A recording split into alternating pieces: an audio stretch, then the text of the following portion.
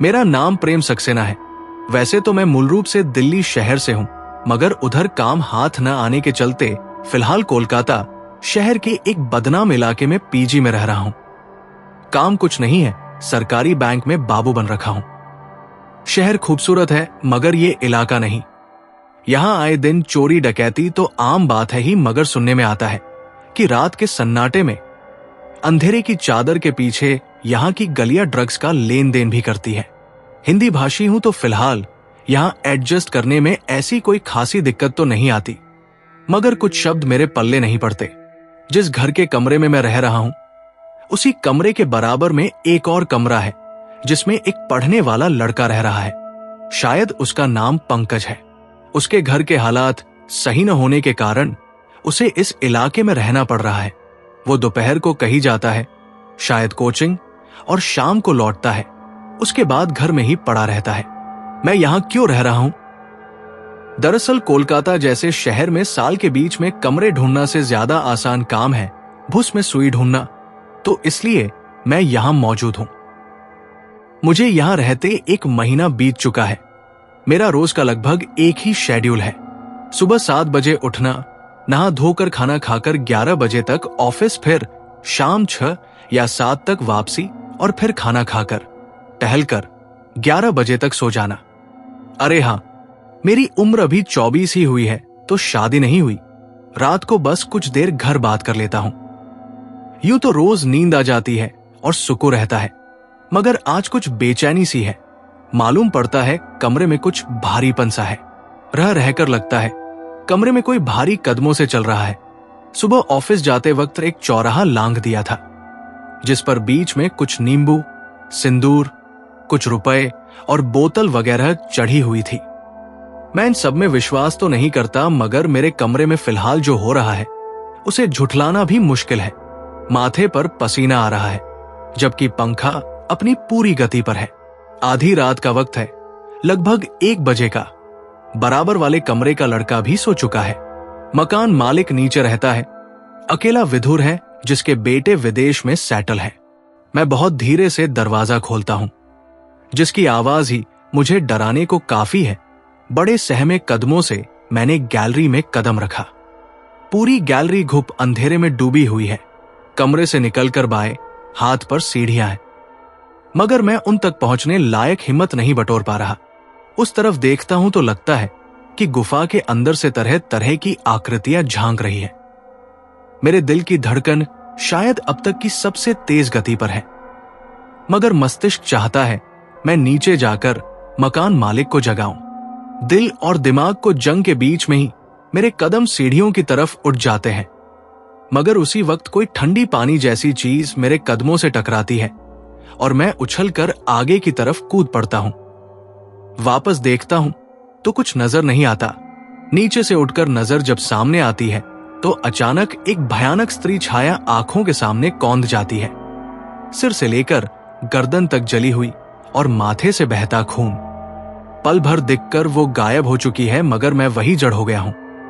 मेरा अविश्वासी दिमाग ये सब झेलने के काबिल नहीं है। एक कदम बढ़ाते ही मैं कटे पेड़ की तरह जमीन पर गिर रहा हूं और एकदम से सब गायब हो गया है। सुबह आंखें खुली तो मकान मालिक मेरे करीब बैठे थे। सज्जन आदमी है, मुझे सहारा देकर उठने में मदद की और मेरी ओर यूं देखने लगे मानो कह रहे हैं कुछ बोलो। क्या हुआ था? मैंने उनसे पूछा। बीच सीढ़ियों पर गिरे हुए थे। बीच सीढ़ियों पर? मैं तो गैलरी में गिरा था ना, मैंने मन ही मन सोचा, मगर कोई वाजिब जवाब हाथ नहीं लगा। सिर भारी हो रहा था, चाय की तलब हो रही थी। तब तक बराबर वाले कमरे में रहने वाला लड़का चाय ले आया। उसके चेहरे पर भी असमंजस के भाव नजर आ रहे थे और मुझे गत रात की घटना याद आ गई। पल भर को मेरे रोंगटे खड़े हो गए। एक जला हुआ खौफनाक चेहरा मेरी आंखों के आगे कौंध गया। कुछ पल को ये डर उन दोनों ने भी मेरी आंखों में देखा।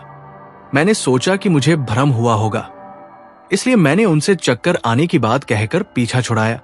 ऑफिस नहीं जा सकता था, कमजोरी भी थी और लेट भी हो चुका था, इसलिए वहां से छुट्टी लेकर घर पर ही आराम करने का फैसला किया।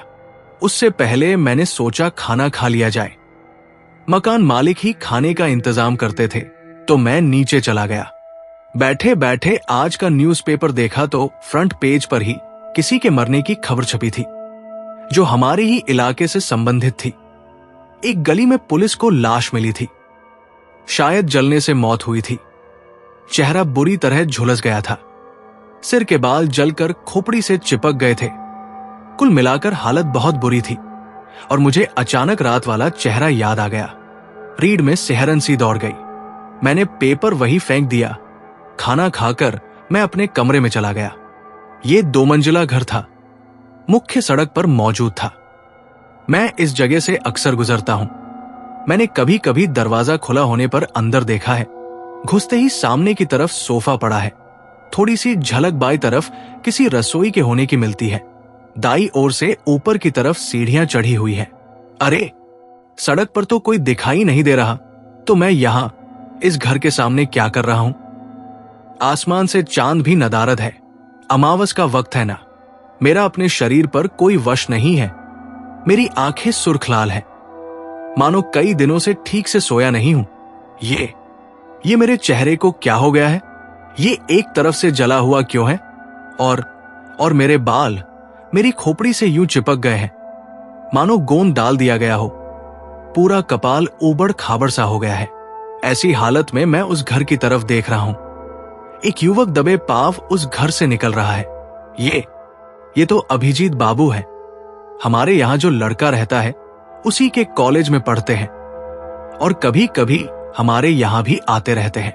मेरे कदम खुद ब खुद अभिजीत के पीछे चल दिए। वो मेन रोड से कुछ आगे बढ़कर बाई और मौजूद एक संकरी सी गली में जा घुसा। अंधेरे की वजह से वो मुझे नहीं देख पा रहा, मगर हैरानी है, मैं सब साफ देख पा रहा हूं। उसने अपनी जेब से कुछ रुपए निकालकर सामने खड़े आदमी को दिए और उस आदमी ने एक छोटी सी पुड़िया अभिजीत को थमा दी। लेन देन होते ही वो आदमी दूसरी दिशा में मुड़ गया और आगे बढ़ता बढ़ता ओझल हो गया। जैसे ही वो दिखना बंद हुआ, अभिजीत वापस मुड़ा और मेरा भयानक चेहरा देखकर जड़ हो गया। इतनी रात गए ऐसा आधा जला हुआ चेहरा देखकर कोई भी जड़ हो जाएगा। उसके कदम मानो जमीन से चिपक गए हों। वो डर से मुझे देखे जा रहा था। उसकी आंखें उबली पड़ रही थी, मानो इस चेहरे को पहचानता हो। अभिजीत बाबू। मेरे गले से एक स्त्री स्वर फूटा और अभिजीत सफेद पड़ गया। मेरे हाथों में अब एक माचिस नजर आ रही थी, जिसकी एक तीली जलाकर मैंने अभिजीत पर फेंक दी। उसके सिर के बाल झुलसने लगे। धीरे धीरे आग उसके पूरे शरीर पर फैलने लगी और वो दर्द से घुटता रहा। उसका मुंह मानो किसी अदृश्य बंधन से बांध दिया गया था। यूं ही काफी देर तक तड़पने रहने के बाद आखिरकार वो शांत पड़ गया। मैंने जोर का ठहाका लगाया और मैं उठ बैठा, पसीने में लथपथ। घड़ी में अभी 4 बजे थे। वो क्या था? सपना? नहीं, सपना नहीं हो सकता। सुबह ही मैंने अखबार देखा था। अभिजीत की लाश थी वो।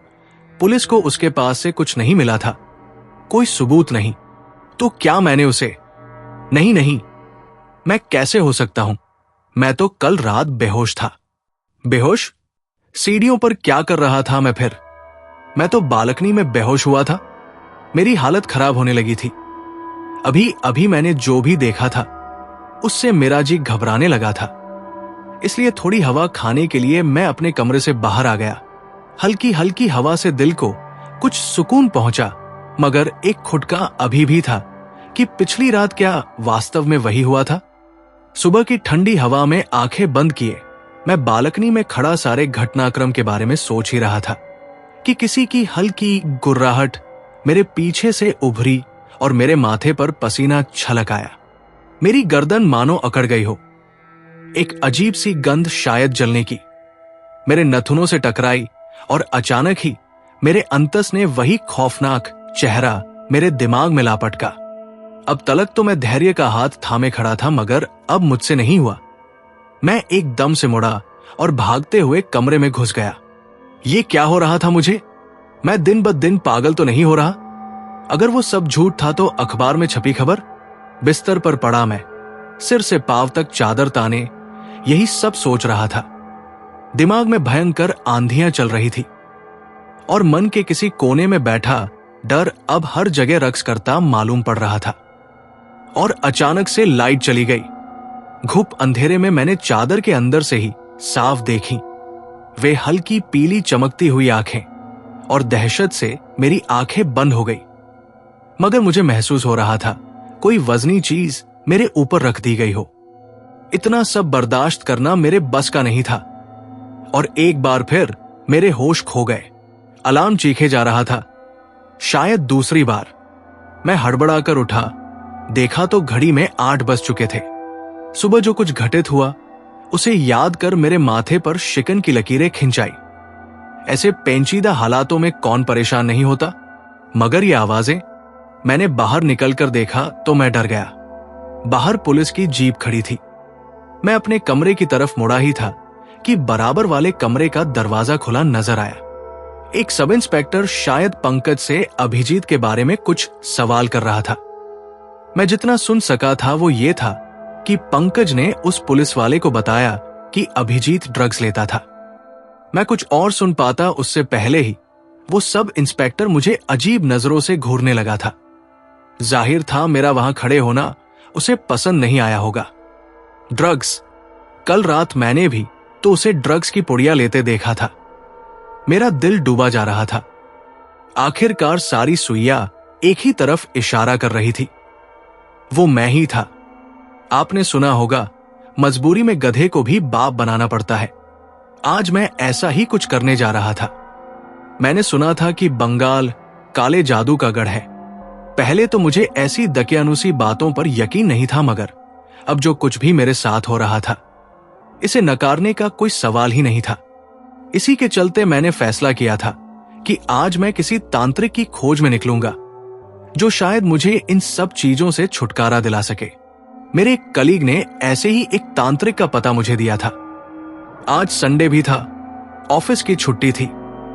मैंने नहा धोकर उस जगह का रुख किया। ये जंगल से थोड़ा सा अंदर शमशान घाट था जहां फिलहाल मैं खड़ा हुआ था।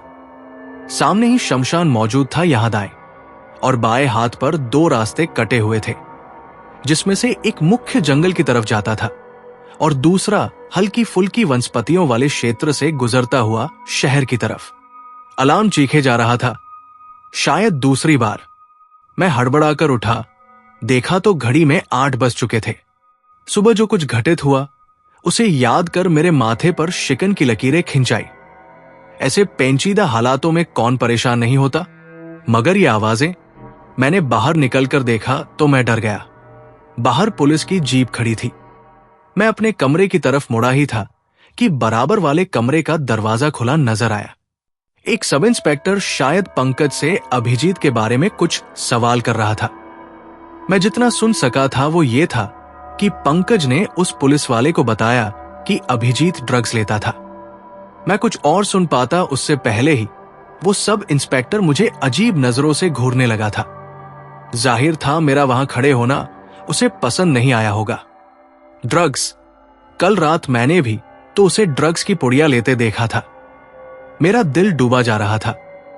आखिरकार सारी सुइयां एक ही तरफ इशारा कर रही थी, वो मैं ही था। आपने सुना होगा, मजबूरी में गधे को भी बाप बनाना पड़ता है। आज मैं ऐसा ही कुछ करने जा रहा था। मैंने सुना था कि बंगाल काले जादू का गढ़ है। पहले तो मुझे ऐसी दकियानुसी बातों पर यकीन नहीं था, मगर अब जो कुछ भी मेरे साथ हो रहा था इसे नकारने का कोई सवाल ही नहीं था। इसी के चलते मैंने फैसला किया था कि आज मैं किसी तांत्रिक की खोज में निकलूंगा जो शायद मुझे इन सब चीजों से छुटकारा दिला सके। मेरे एक कलीग ने ऐसे ही एक तांत्रिक का पता मुझे दिया था। आज संडे भी था, ऑफिस की छुट्टी थी। मैंने नहा धोकर उस जगह का रुख किया। ये जंगल से थोड़ा सा अंदर शमशान घाट था जहां फिलहाल मैं खड़ा हुआ था। सामने ही शमशान मौजूद था, यहां दाएं और बाएं हाथ पर 2 रास्ते कटे हुए थे, जिसमें से एक मुख्य जंगल की तरफ जाता था और दूसरा हल्की फुल्की वनस्पतियों वाले क्षेत्र से गुजरता हुआ शहर की तरफ। मुझे मुख्य जंगल की तरफ जाना था। उसी रास्ते पर बीच से कहीं एक रास्ता कटा था जो मुझे उस तांत्रिक तक ले जाने वाला था। उस रास्ते पर मैं जैसे जैसे आगे बढ़ रहा था वैसे वैसे मानो अंधेरा सा घिरता जा रहा था, जबकि सूरज अभी अभी निकला था। मेरे मन में एक अनजाना डर पैर पसार रहा था, मानो यहां कुछ अजीब हो। और अचानक ही एक अजगर मेरे सामने मुंह फैलाए खड़ा हो गया। ये इतना अचानक हुआ था कि मुझे लगा वो अचानक ही वहां प्रकट हो गया हो। उस अजगर का मुंह इतना बड़ा था कि मेरा पूरा सिर उसके मुंह में आ जाए। हालांकि मुझे डर लग रहा था, मगर मैं लगातार उस अजगर की हल्की पीली और नीली आंखों में देखे जा रहा था, मानो उनमें अजीब सा सम्मोहन हो। आसपास का सब धुंधला होता जा रहा था और मेरे होश पल पल मुझसे जुदा होते जा रहे थे और मैंने अपनी चेतना खो दी। इतना मखमली बिस्तर तो शायद मुझ जैसे सरकारी नौकरी वाले आदमी के लिए भी सपने में ही नसीब हो। और फिर ये कमरा पुरानापन लिए हुआ था, मानो किसी हवेली का कमरा हो, मगर इतना ही शानदार भी था, जिसका आकार किसी हॉल जितना बड़ा रहा होगा। लेकिन मैंने ये सब पहले कहीं देखा हुआ था, या शायद ये सब मेरा दिमाग खराब होने की वजह से था। फिलहाल मैं उस बिस्तर पर पड़ा यही सोच रहा था कि मेरे दिमाग ने एक झटका सा लिया। मैं कहां हूं? मैं तो जंगल में बेहोश हुआ था ना। ये कुछ दिनों से क्या हो रहा है मुझे? वाकई ये सब सच भी है या मैं मर गया हूं? शायद उस अजगर ने मुझे खा लिया। तो क्या मैं स्वर्ग? नहीं नहीं, स्वर्ग मेरे नसीब में कहां? सही कहा, मेरे ही पास से गूंजी एक शालीन आवाज ने मुझे अपनी कल्पनाओं से बाहर ला पटका। मैंने उस बिस्तर से उठकर बराबर में देखा तो नजर आया एक गंभीर चेहरा, जिस पर समय की मार के कुछ कुछ निशान नजर आने लगे थे। करीने से तराशी हुई दाढ़ी और मूछें उसके चेहरे का तेज बढ़ा रही थी और नीली आंखों में एक ठहराव था। स्लेटी सूट में कुर्सी पर बैठा वो लगभग 32 साल के आसपास का व्यक्ति मुस्कुराते हुए मेरी ही तरफ देख रहा था। आप कौन हैं और मैं यहां? तुम्हें किसकी तलाश है? उसने रहस्यमयी लहजे में पूछा। इस प्रश्न पर थोड़ी देर को मैं शांत हो गया और जैसे ही मुझे ध्यान आया कि मैं किस काम से निकला था, मेरे मन ने खुद ही उस प्रश्न का उत्तर मेरे सामने लाकर खड़ा कर दिया। लेकिन मेरा दिमाग इसे स्वीकार करने को तैयार नहीं था। मैंने उस व्यक्ति की कल्पना ऐसे तो नहीं की थी। तुम्हें क्या लगा था कि मैं गले में मालाएं डाले, काले कपड़े पहने, लाल आंखों वाला कोई ऐसा आदमी होऊंगा जो हवन कुंड के आगे बैठा किसी साधना में लीन होगा? उसने जैसे मेरा मन पढ़ लिया था। हाँ, मेरे मुंह से निकल गया, नहीं नहीं, मेरा ऐसा कोई बात नहीं। लोगों के सामने हमारी छवि इसी प्रकार पेश की जाती है और इसमें सबसे ज्यादा हाथ उन ढोंगियों का है जो इस महान तंत्र विद्या के नाम की आड़ में अपना स्वार्थ सिद्ध करते हैं। तो क्या ये आपका घर है? मैं अब कुछ सहज हो चुका था। शायद या शायद नहीं, वो व्यक्ति जितना रहस्यमय था उतने ही रहस्यमय थे उसके जवाब। इसी दौरान मैंने वहां लगी घड़ी में समय देखा जो ठहरा हुआ था। मतलब क्या मैं ये मान लेता कि इतने संपन्न दिखने वाले व्यक्ति के घर की घड़ी खराब है? उसने मुझे उस घड़ी की तर्ज देखते हुए पाया तो महज मुस्कुरा दिया। 3 बजे हैं, वो बोला। मैं आगे कुछ पूछता, लेकिन मैंने फिलहाल अपनी समस्या पर ध्यान देना ज्यादा ठीक समझा। मुझ पर किसी का साया है। मैंने बिना लाग लपेट के अपनी बात कह दी। जानता हूं, वो बाहर ही खड़ा है, या कहूं खड़ी है। कोई आश्चर्य नहीं था कि वो व्यक्ति पहले से ही इस बारे में जानता होगा। मैं इस सब से छुटकारा चाहता हूं। निर्भर करता है किस बात पर? कि वो तुम्हें छोड़ना चाहती है या नहीं। मतलब आप कुछ नहीं कर सकते। प्रयास हमारे हाथ में है प्रेम, परिणाम नहीं। उसने पहली बार मेरा नाम लिया था, जिसे सुनकर मुझे हैरानी तो हुई थी, लेकिन इस जगह के आगे उसकी कोई बिसात नहीं थी। ठीक है, फिर कीजिए। भगवान में मानते हो? हाँ, रात को सोने से पहले श्री हनुमान चालीसा का पाठ करके सोना। और ये रखो। उसने मुझे एक अभिमंत्रित रुद्राक्ष थमाते हुए कहा, इसे अपने पास ही रखना और अगले रविवार को मैं तुम्हें तुम्हारे स्थान पर मिलूंगा, उपाय के साथ। और इस दौरान अगर उसने फिर से, आगे के शब्द मेरे हलक में ही रह गए, कुछ नहीं होगा अब। और हां, वो हत्या तुमने नहीं की है प्रेम, तुम निर्दोष हो। वो तुम्हारे इसी अपराध बोध को अपनी शक्ति बना रही है। तुम मानसिक रूप से जितने कमजोर होते जाओगे, वो उतनी ही शक्तिशाली। इसलिए साहस से काम लो। ठीक है, मुझे कुछ राहत मिली। आखिरकार कोई था जो ये समझ पा रहा था कि मैं किन हालातों से गुजर रहा हूं, और शायद इन सब से निकलने में मेरी मदद भी कर सकता था। मैं वापस कैसे जाऊंगा? ऐसे। उसने एक चुटकी बजाई और वही अजगर मुंह फैलाए एकदम से मेरी आंखों के आगे आ गया। मैं एक दफा फिर इस झटके से बेहोश हो चुका था। मेरी आंख खुली तो मैं वही जंगल में पड़ा हुआ था। मैं उठा तो महसूस हुआ कि मेरी जेब में पड़ा फोन घनघना रहा था। फोन वहां मुझे यह महसूस क्यों नहीं हुआ? निकाल कर देखा तो मां का फोन था। शाम के 4 बज चुके थे। फिलहाल मैंने अपने दिमाग से सारे विचार झटके, फोन उठाया और उनसे बात करते हुए वापस रूम की तरफ चल दिया। अब शायद मुझे कुछ नहीं करना था। मैं घर आ चुका था। मुझे बस अगले हफ्ते तक का इंतजार करना था। लेकिन इस बीच मुझे इस बात का भी डर था कि कहीं फिर से वही सब शुरू न हो जाए। इसी वजह से मैंने अब सुबह शाम कमरे में दीपक जलाना भी शुरू कर दिया था, जिससे एक सकारात्मक ऊर्जा मुझे अपने आसपास महसूस होती थी। लेकिन कमरे से बाहर होने पर मुझे अक्सर ही ऐसा लगता था मानो कोई गुस्से से मुझे घूर रहा हो। इसी तरह हफ्ता भर बीत गया और कोई ऐसी घटना नहीं हुई जो मुझे परेशान करे। इतवार दोबारा लौट आया था। उस व्यक्ति ने यही कहा था कि वो आज ही के दिन मेरे कमरे पर आएगा ताकि इस झंझट से छुटकारे का कोई उपाय कर सके। मैं उसके इंतजार में बैठा था जब मुझे नीचे से किसी की जानी पहचानी आवाज सुनाई दी। मैं नीचे गया तो एक आश्चर्य मेरी प्रतीक्षा में था। मेरे मकान मालिक उस व्यक्ति से हंस हंस कर बातें कर रहे थे, मानो वो उनका चिर परिचित हो, या शायद था भी। अरे प्रेम, तुम यहां? उसने ऐसे दिखाया जैसे मेरा यहां मिलना एक संयोग हो। तुम इन्हें कैसे जानते हो शिवांश? मकान मालिक ने उस व्यक्ति की ओर देखा। अरे दादा, हमें ये अपने दिल्ली वाले प्रोजेक्ट पर मिले थे। बहुत अच्छे व्यक्ति हैं। शिवांश ने साफ झूठ बोला था। प्रेम, बहुत नसीब वाले हो तुम जो शिवांश तुम्हें जानता है। मकान मालिक बोले। मैं उनकी इस बात का मतलब नहीं समझा था, या शायद अभी समझने की हालत में नहीं था। चलिए दादा, मैं जरा इनके साथ यादें ताजा कर लूं और आप घूम कर आइए। ठीक है, तुम लोग बातें करो।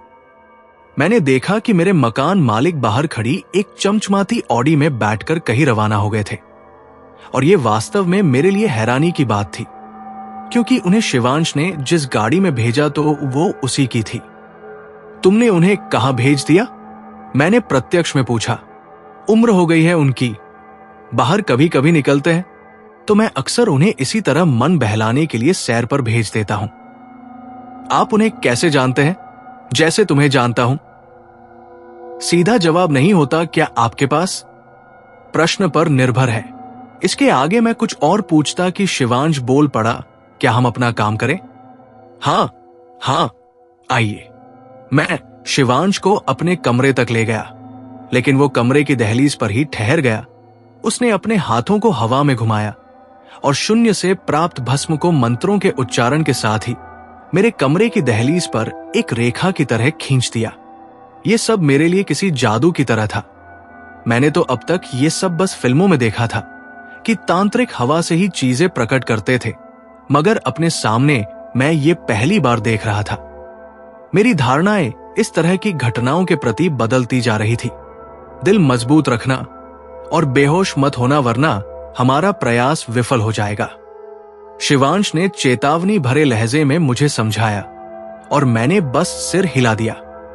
इसके बाद हमने ज्यों ही कमरे में प्रवेश किया, कमरे का मौसम ही बदल गया। लगा मानो हमारे ऊपर मौजूद हवा अचानक ही भारी हो गई है, जिसका दबाव हम स्पष्ट रूप से खुद पर महसूस कर रहे थे। दिन का वक्त था, मगर कमरे में मालूम होता था घुप अंधेरा हो। ऐसा लग रहा था कि हम किसी गुफा में खड़े हैं, जिसका मुहाना अभी अभी किसी ने बंद कर दिया हो। हल्के हल्के कमरे की हलचल बढ़ने लगी। कमरे में रखी चीजें रह रहकर कांपने लगी, मानो भूकंप आ गया हो। ये सब देखकर मेरी हालत खराब होने लगी थी, मगर शिवांश के साथ होने से मेरी हिम्मत बंधी हुई थी। मैंने घबराते हुए शिवांश की तरफ देखा तो उसने आंखों से शांत रहने का इशारा कर दिया और अचानक ही मेरी टेबल पर रखी किताब आकर मेरे माथे से टकराई। किताब मोटी थी, जिसके चलते मैंने अपना माथा पकड़ लिया।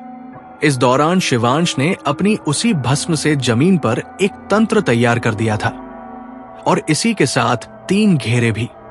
फिर अचानक ही उस तंत्र वाले स्थान पर एक हवन कुंड प्रकट हो गया, जिसमें जलती ज्वाला में हल्का नीलापन नजर आ रहा था।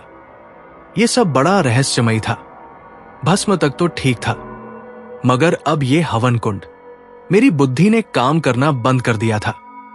इस तरह की चीजों से साक्षात्कार का मेरा यह पहला अनुभव था, इसलिए मैं बस हकबकाया सा चारों तरफ देख रहा था। कमरे में चलती हवाएं और उड़ती चीजें अब तक शांत हो चुकी थी, लेकिन अब एक भयानक गुर्राहट का स्वर कमरे के हर कोने से गूंज रहा था, मानो कोई बहुत गुस्से में हो। मैं अपनी जगह पर खड़ा डर और आश्चर्य से जड़ हो गया था, जब तक कि शिवांश ने मुझे एक घेरे में बैठने का इशारा नहीं किया। मेरे सामने ही शिवांश मेरे सामने वाले घेरे में बैठ गया। मेरे बराबर में एक और घेरा था और मैं जानता था कि ये किसके लिए था।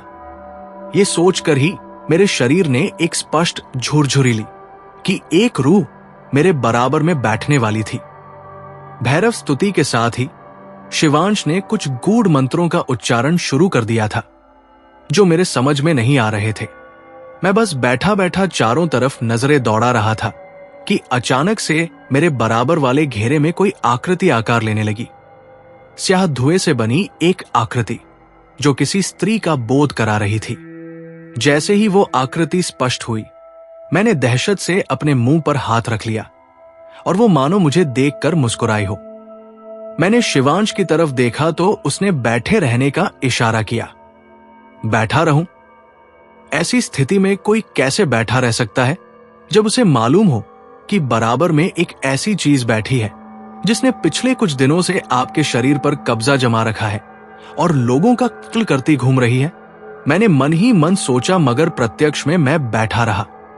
तू मुझे ज्यादा देर कैद नहीं रख सकेगा तांत्रिक। वो फुंफकारी, क्यों पीछे पड़ी हो इसके? शिवांश की कड़कती हुई आवाज गूंजी। मैं तुझे कुछ नहीं बताने वाली। वो गुस्से में थी। ठीक है। इसी के साथ शिवांश ने कुछ दाने उसके घेरे की तरफ उछाल दिए और उसकी चीख निकल गई, जिसे सुनकर मेरी धड़कनें पल भर को ठहर गई।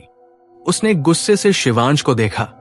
उसकी लाल आंखों में मानो खून उतर आया था, मगर शिवांश शायद इतना कच्चा खिलाड़ी नहीं था जितना दिखता था। कुछ देर की जद्दोजहद के बाद वो कुछ शांत पड़ती लगी। जब शिवांश ने ये भांप लिया तो उसने दोबारा अपना प्रश्न दोहराया। मैंने पूछा, क्यों पीछे पड़ी हो इसके? बदला, इसने क्या बिगाड़ा है?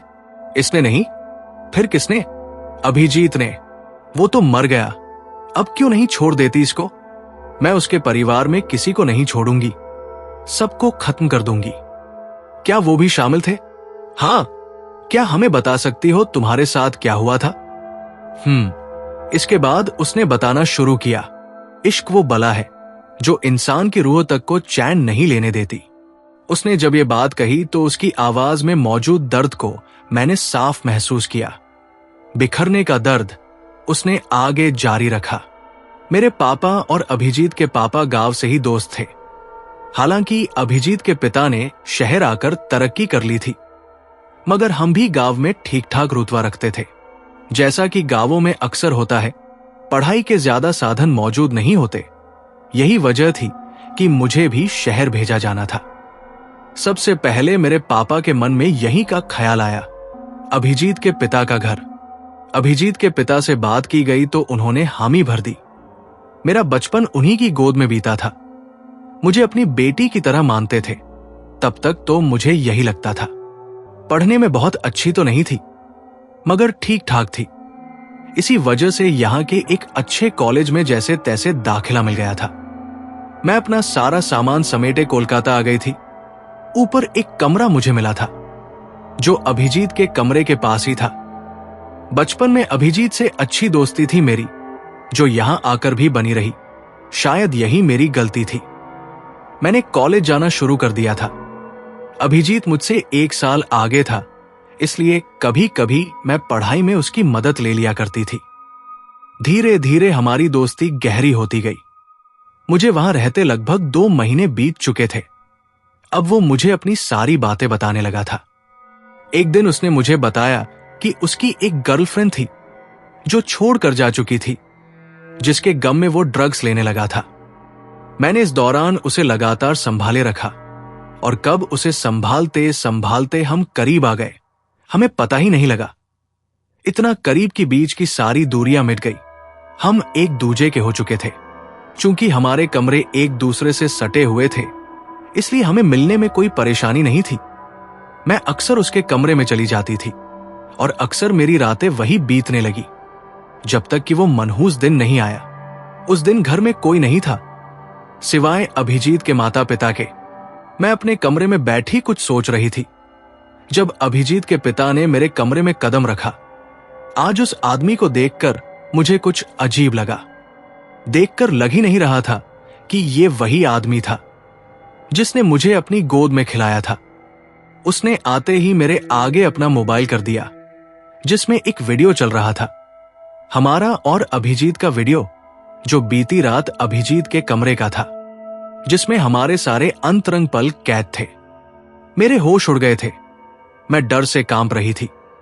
मुझे लग रहा था कि अब यह बात मेरे घर तक जाएगी और फिर सब कुछ खत्म हो जाएगा, मगर नहीं। उस आदमी ने वहशी नजरों से मुझे घूरा और मैं समझ गई कि उसके मन में क्या चल रहा था। मेरा मन घृणा से भर गया। उसने कहा कि अगर मैंने उसकी बात नहीं मानी तो वो मेरे घर पर सब कुछ बता देगा। साथ ही ये भी कह देगा कि कॉलेज में भी कई लड़कों से मेरे ताल्लुकात हैं। लेकिन मैं अब भी उसकी बात मानने को तैयार नहीं थी, इसीलिए वो जबरदस्ती पर उतर आया। उस दिन मैं चीखती रही, मगर मेरी आवाज शायद किसी तक नहीं पहुंची, या जिस तक पहुंची वो बहरा हो चुका था। उस हैवान ने मेरी रूह को चीर कर रख दिया था। मैं अभिजीत को याद करके सिसक रही थी। कैसे कैसे सपने सजाए थे हम दोनों ने। अब क्या जवाब दूंगी मैं उसे? कैसे बताऊंगी कि उसके बाप ने ही उसकी महबूबा की दुनिया उजाड़ दी? उसके जाने के बाद मैं जैसे तैसे अपने टुकड़े समेटकर उठी और अपनी आखिरी कोशिश में अभिजीत की मां के पास भागी। मुझे यकीन था कि वो मेरी मदद जरूर करेंगी। अपने पति की इस हरकत पर वो मेरे साथ खड़ी होंगी। मगर जब मैं वहां पहुंची तो मेरे पैरों तले जमीन खिसक गई। उन्होंने मुझे देखते ही मेरे मुंह पर तमाचा जड़ दिया। वो आदमी पहले ही उन्हें वो वीडियो दिखाकर मेरे खिलाफ भड़का चुका था और साथ ही उसने ये भी कह दिया था कि मैंने अपने बचाव के लिए उसके साथ भी जबरदस्ती करने को कोशिश की। इतना लाचार मैंने खुद को कभी नहीं पाया था। मेरे मुंह पर पड़ते तमाचों का मुझे कोई होश नहीं था। मुझे मारते मारते उन लोगों ने घर से बाहर कर दिया।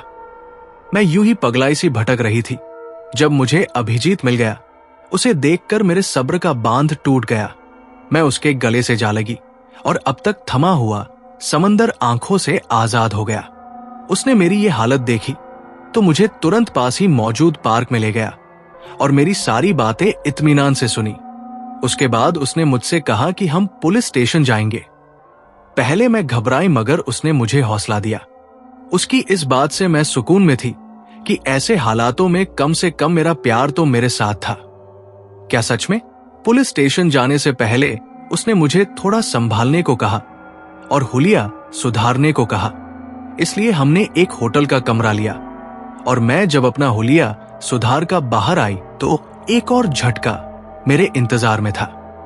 अभिजीत के साथ ही 2 और लड़के खड़े थे, जिनकी आंखों में मुझे वही शैतान नजर आया जो अभिजीत के बाप की आंखों में था, और मुझे एहसास हुआ कि मेरी दुनिया वास्तव में अब चकनाचूर हुई थी। मैं बाहर भागी, मगर उन्होंने मुझे पकड़ लिया और फिर जाने कब तक वो दरिंदे मुझे रौंदते रहे। मुझे तो ये भी याद नहीं कि मैं वहां कब तक पड़ी रही।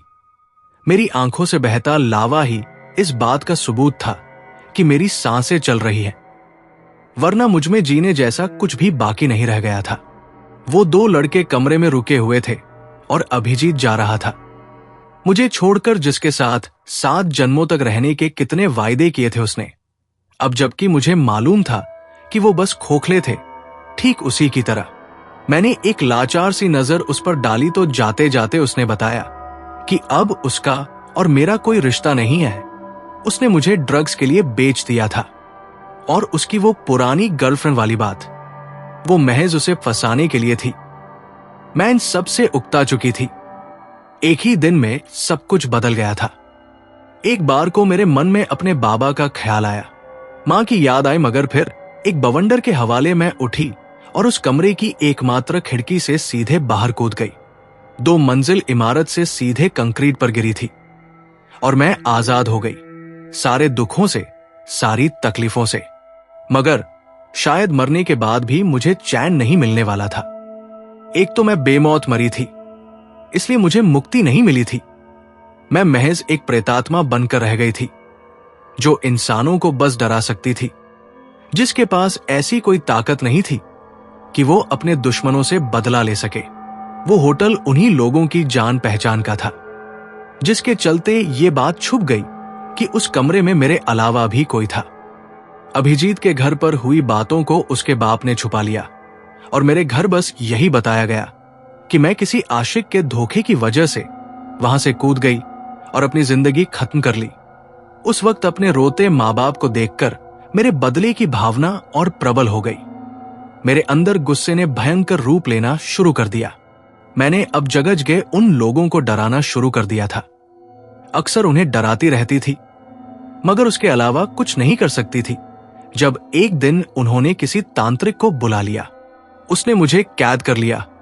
मेरे जरिए उसने तरह तरह के मारण प्रयोग किए और हर मारण प्रयोग के साथ मेरी ताकत बढ़ती गई और एक दिन उसका मारण प्रयोग उसी पर उल्टा हो गया। हालांकि वो प्रयोग मेरे द्वारा नहीं किया जा रहा था, वरना मैं तभी खत्म हो गई थी। प्रयोग उल्टा होते ही तांत्रिक की जान चली गई और उसके द्वारा पकड़ी गई सारी रूहें आजाद हो गई, जिनमें से एक मैं भी थी। मैं अब आजाद थी। कुछ भी करने के लिए मुझे इतनी ताकत तो हासिल हो ही चुकी थी कि किसी भी इंसान पर आसानी से काबू कर सकूं। और फिर मुझे दिखा ये प्रेम, और मैंने इसी के जरिए अपना काम पूरा करने का फैसला किया। आज अपना पहला शिकार बनाया अभिजीत को। हालांकि उसे मैंने सबसे आखिर में मारने का सोचा था, मगर इस दगाबाज को देखकर मुझसे रुका ही नहीं गया। वो बोलकर रुकी तो उसकी सांसों में गुर्राहट महसूस हो रही थी, साथ ही अजीब सा सूनापन और दुख। उसकी कहानी सुनते हुए शायद मेरे अंदर कुछ बदल गया था। शिवांश ने भी ये महसूस किया था और अब एक जानता था कि उसे क्या करना है। तुम्हारे साथ बहुत गलत हुआ और इसकी सजा भी उन्हें मिल चुकी है। उनका इकलौता बेटा मौत के मुंह में जा चुका है। क्या तुम अब भी उन्हें मारना चाहती हो? अगर हां तो ध्यान रखना, इस दौरान इस बच्चे की जान भी जा सकती है, ये तुम भी जानती हो। क्या तुम चाहती हो कि तुम्हारे बदले की आग में किसी मासूम की बलि चढ़ जाए? शिवांश ने जैसे उसके अंतर्मन में झांकने की कोशिश की। उसके चेहरे पर कश्मकश थी, जो शायद उसके मन में चलती आंधियों की वजह से नजर आ रही थी, और उसने न में सिर हिलाया। वो मुझे छोड़ने को तैयार थी, मगर शायद मैं नहीं। अगर मैं इस बदले में साथ देना चाहूं तो?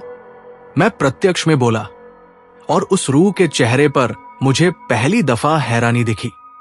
शिवांश जैसे ये पहले से ही जानता, उसने सिर हिलाया और फिर सब कुछ जैसे पल भर में हो गया। मेरा कमरा, जो अब तक किसी दूसरी दुनिया में ही मौजूद मालूम पड़ रहा था, सामान्य हो चुका था। शिवांश जा रहा था और वो रूह शायद अब मेरे अंदर थी। अब मुझे उससे डर नहीं लग रहा था, बल्कि एक लगाव सा महसूस हो रहा था। कितना कुछ झेला था उसने। ध्यान रखना, ये बात शायद उसने मेरे अंदर झांककर ज्यादा कही थी। और वो चला गया। ये कोई गांव था जहां चारों तरफ लहलहाते खेत नजर आ रहे थे। मैं उन्हीं के बीच से गुजरती पगडंडी पर चला जा रहा था। उस गांव के अंदर जैसे मुझे पता था कि मुझे कहां जाना है। चलते चलते अचानक ही कदम उस घर के आगे ठहर गए। मैंने लोहे के खुले फाटक से ज्यों ही अंदर कदम रखा, मुझे लगा मेरे भीतर कुछ बेचैन हो रहा है। सामने ही एक तख्त था जिस पर एक बूढ़ा आदमी बैठा अखबार देख रहा था। वो अपनी उम्र से कुछ ज्यादा का ही मालूम पड़ता था। देखकर लगता था कि वक्त की मार के साथ ही किस्मत की मार भी झेली है उस आदमी ने। मैं शायद कुछ ज्यादा ही सुबह यहां चला आया था। उन्होंने मुझे देखा और इशारे से मेरे बारे में पूछा। मैंने बताया कि मैं पत्रकार हूं और शहर से आया हूं। उनसे कुछ बातें करने के बहाने मैं उनके साथ खेतों की तरफ आ गया और बातों ही बातों में मैंने उनकी बेटी के बारे में उन्हें वो सारी कहानी सुना दी जिससे वो शायद ही कभी रूबरू हो पाते। उनकी आंखों से बहते आंसू इस बात का सबूत थे कि उन्हें यकीन था कि उनकी बेटी ऐसा कभी नहीं कर सकती। साथ ही इस बात का गम भी था कि उसके साथ इतना गलत हुआ और वो चुप रहे, ये जानने की कोशिश तक नहीं की कि वास्तव में उसके साथ क्या हुआ था। जब मैंने उन्हें बताया कि जिसने ये सब कुछ किया उसे सजा मिल चुकी है, तो उनकी आंखों में आश्चर्य के भाव थे। क्या सबको? उन्होंने पूछा था। खबर पढ़िएगा काका, पेज न 4 पर। इतना कहकर मैं चला आया और शायद लौटते हुए मेरे अंदर से कुछ आजाद हो गया, हमेशा के लिए। पेज न 4 पर खबर थी, कोलकाता के बहुचर्चित इलाके में दंपत्ति की जलने से मौत। बेटा की भी ऐसी ही रहस्यमयी परिस्थितियों में पहले हो चुकी है मौत। दोस्तों, ये कहानी यही खत्म होती है, तो कहानी कैसी लगी कमेंट में बताएं। दोस्तों, ये कहानी यही खत्म होती है, तो कहानी कैसी लगी कमेंट में बताएं।